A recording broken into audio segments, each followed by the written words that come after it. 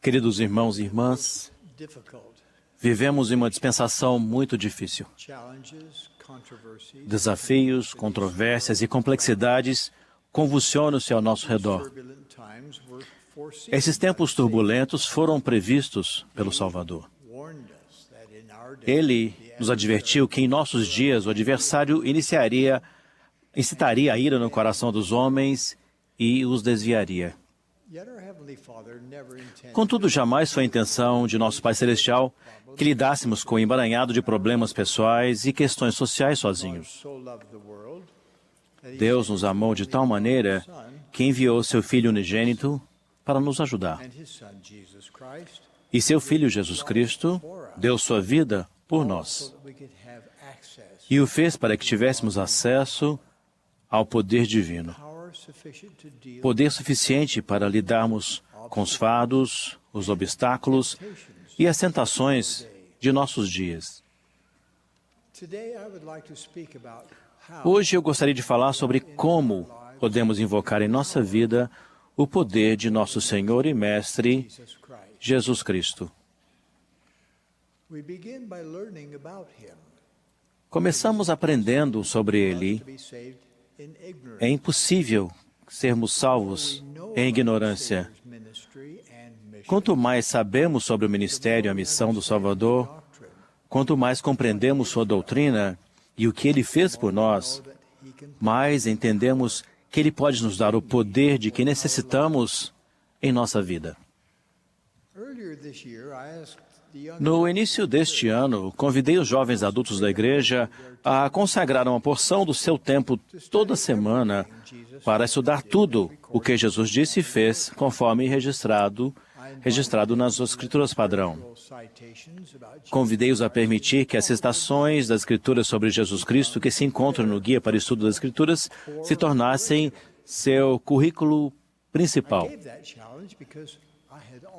Fiz esse desafio porque eu mesmo já o havia aceitado. Li e sublinhei cada versículo citado sobre Jesus Cristo, conforme alistados nos 52 subtítulos que se encontram no Guia para o Estudo das Escrituras. Quando concluí esse exercício empolgante, minha esposa me perguntou que impacto isso teve sobre mim. Eu disse: sou outro homem agora. Senti uma renovada devoção a Ele ao ler novamente no livro de Mórmon a declaração do próprio Salvador sobre sua missão na mortalidade. Ele declarou: eis que vos dei o meu evangelho, e este é o meu evangelho que vos dei, que envia ao mundo para fazer a vontade de meu Pai, porque meu Pai me enviou. Então, enviou-me para que eu fosse levantado na cruz. Nós, santos dos últimos dias, nos referimos à missão dele como a expiação de Jesus Cristo, a qual tornou a ressurreição uma realidade para todos e permitiu que a vida eterna seja possível àqueles que se arrependerem de seus pecados, receberem as ordenanças e convênios essenciais e são fiéis a eles. É doutrinariamente incompleto referir-se ao sacrifício expiatório do Senhor usando atalhos como a expiação, o poder capacitador da expiação, ou aplicar a expiação, ou ser fortalecido pela expiação. Essas expressões apresentam um risco real de desviar a fé, tratando o evento como se ele existisse por si mesmo e tivesse capacidades que não dependem de nosso Pai Celestial e de seu Filho Jesus Cristo. Dentro do grandioso plano do Pai está o Salvador com seu sofrimento. Foi o Salvador quem rompeu os laços da morte. Foi o Salvador quem pagou o preço de nossos pecados e de nossas transgressões. Ele apaga esses pecados se nos arrependermos. É o Salvador quem nos livra da morte física e espiritual. Não existe um ser sem forma chamado a expiação, ao qual imploramos socorro cura, perdão ou poder. Jesus Cristo é a fonte. Termos sagrados, tais como expiação e ressurreição, descrevem o que o Salvador fez, de acordo com o plano do Pai, para que vivamos com esperança nesta vida e ganhemos a vida eterna no mundo vindouro. O sacrifício expiatório do Salvador, o ato central de toda a história humana, é mais bem compreendido e apreciado quando nos ligamos a ele de modo expresso e claro. A importância da missão do Salvador foi ressaltada pelo profeta Joseph Smith, que disse enfaticamente: os princípios fundamentais de nossa religião são o testemunho dos apóstolos e profetas a respeito de Jesus Cristo. E ele morreu, foi sepultado, ressuscitou no terceiro dia e ascendeu ao céu. Todas as outras coisas de nossa religião são meros apêndices disso. Foi essa declaração do profeta que incentivou 15 profetas, videntes e reveladores a emitir e assinar um documento com seu testemunho para comemorar o aniversário de 2000 anos do nascimento do Senhor. Esse testemunho histórico chama-se O Cristo Vivo. Muitos membros memorizaram as verdades contidas nesse documento. Outros mal sabem de sua existência. Ao procurarem aprender mais sobre Jesus Cristo, eu os exorto a estudar o Cristo Vivo.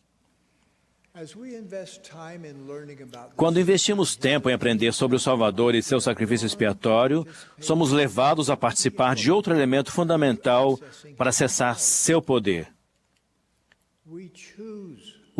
Nós escolhemos ter fé em Jesus Cristo e segui-lo. Os verdadeiros discípulos de Jesus Cristo estão dispostos a se destacar, a defender o Evangelho e a ser diferentes das pessoas do mundo. Eles são destemidos, devotados e corajosos. Aprendi sobre esse tipo de discipulado durante uma visita recente ao México, onde me reuni com líderes governamentais e líderes de outras denominações religiosas. Cada um deles me agradeceu pelos esforços heróicos e bem-sucedidos demonstrados por membros a fim de proteger e preservar casamentos e famílias fortes em seu país. Não há nada de fácil ou automático no que diz respeito a se tornar um discípulo poderoso. Nosso foco deve estar firmemente voltado para o Salvador e seu Evangelho. É necessário muito esforço mental para buscar o Salvador em cada pensamento. Mas quando nos esforçamos, nossas dúvidas e nossos temores se vão. Recentemente, soube de uma jovem destemida Laurel. Ela foi convidada para participar de uma competição estadual de sua escola do ensino médio na mesma noite em que havia se comprometido a participar de uma reunião da Sociedade de Socorro na Estaca. Quando percebeu o conflito, explicou aos responsáveis pela competição que ela precisaria sair mais cedo para participar de uma reunião importante. Disseram-lhe que ela seria desqualificada se o fizesse. E o que essa jovem membro da igreja fez? Ela manteve o compromisso de participar da reunião da Sociedade de Socorro e, como lhe foi dito, ela foi desqualificada da competição estadual. Quando lhe perguntaram a respeito de sua decisão, ela simplesmente respondeu: a igreja é mais importante, não é? A fé em Jesus Cristo nos impele a fazer coisas que sem essa fé não faríamos. A fé que nos motiva a agir permite que tenhamos mais acesso a seu poder. Também aumentamos o poder do Salvador em nossa vida quando fazemos convênios sagrados e os cumprimos com exatidão. Nossos convênios nos ligam a Ele e nos dá um poder divino. Como discípulos fiéis, nos arrependemos e o seguimos, entrando nas águas do batismo. Seguimos o caminho dos convênios e receberemos outras ordenanças essenciais. Somos gratos por saber que o plano de Deus permite que essas bênçãos sejam estendidas a antepassados que morreram sem a oportunidade de recebê-las durante sua vida mortal.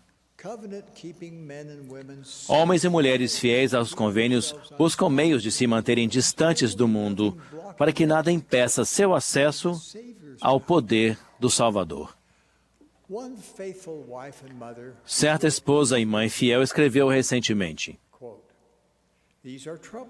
vivemos em tempos turbulentos e perigosos. Somos muito abençoados por termos um maior conhecimento do plano de salvação e a orientação inspirada de profetas, apóstolos e líderes amorosos, que nos ajudam a navegar com segurança por esses mares tempestuosos. Deixamos de lado o hábito de ligar o rádio pela manhã.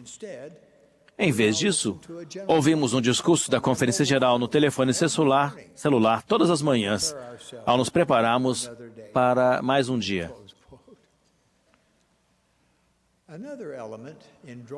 Outro elemento que invoca o poder do Salvador em nossa vida é buscá-lo com fé, o que requer esforço diligente e concentrado. Lembram-se da história bíblica da mulher que sofreu por 12 anos com uma doença debilitante? Ela exerceu grande fé no Salvador ao exclamar: se tão somente tocar as suas vestes, sararei. Essa mulher fiel e concentrada e centrada precisou se esforçar ao máximo para ser capaz de acessar seu poder. Seu esforço físico foi um símbolo do seu esforço espiritual. Muitos de nós clamamos do fundo do coração algo semelhante às palavras dessa mulher.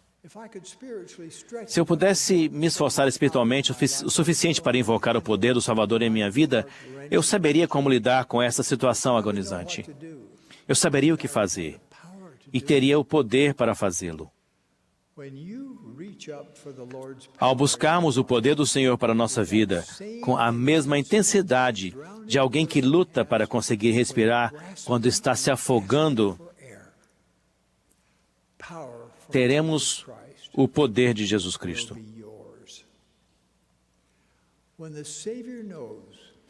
Quando o Salvador perceber que verdadeiramente desejamos nos achegar a Ele, quando Ele sentir que o maior desejo de nosso coração é invocar seu poder em nossa vida,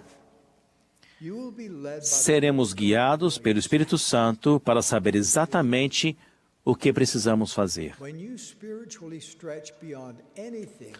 Ao nos esforçarmos espiritualmente além de qualquer coisa que tenhamos feito anteriormente, seu poder fluirá sobre nós. Então compreenderemos o significado profundo das palavras do hino, tal como um facho. Estende, ó Pai, sobre nós tua bênção, tal qual no princípio restaura o poder, e o véu da descrença consigam romper. O Evangelho de Jesus Cristo está repleto de seu poder, que está disponível a cada filho ou filha que o busca sinceramente. É meu testemunho que quando invocamos seu poder em nossa vida, tanto Ele quanto nós nos regozijaremos. Como uma de suas testemunhas especiais nesses últimos dias, declaro que Deus vive. Jesus é o Cristo. Sua igreja foi restaurada na terra. O profeta de Deus sobre a terra em nossos dias é o presidente Thomas S. Monson, a quem apoio de todo o meu coração. E disso presto testemunho, expressando o meu amor a cada um de vocês e minha bênção a cada de vocês. No sagrado nome de Jesus Cristo. Amém.